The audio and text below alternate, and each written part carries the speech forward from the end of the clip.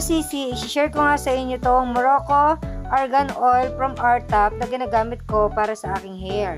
Alam niyo ba mga sis, ang nipis talaga ng hair ko. Alam mo yung tipong magsusuklay ka lang, marami na agad na malalagas. Simula nga nang ginamit ko itong argan oil, na-prevent niya yung paglalagas ng hair ko. Kahit matagal na akong rebonded, sobrang tagal na, nagmumukha paling healthy and smooth yung hair ko pagka ginagamit ko ito. Sa pasaw napansin ko mga sis, napatibay niya yung strand ng hair ko. Lalagay nga lang ako nito pagkatapos ko maligo at sinisimulan ko muna sa anet hanggang sa dulo ng aking hair. Tiyagaan lang mga sis, hindi agad-agad e-effect ng isang araw lang. Dapat makaubos ka muna ng isang bottle o 2 bottle para makita mo yung resulta.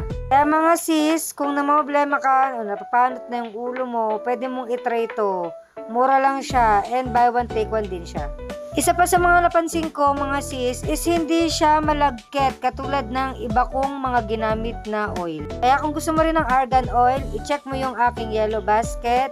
Free shipping fee sila mga sis. Kung meron kang kakilala naglalagas ang buhok at napapanot na, pwede nyo tong i-recommend mga sisi. Ito na lang natin tatapusin ang aking video. Thank you for watching. See you in my next one. Bye!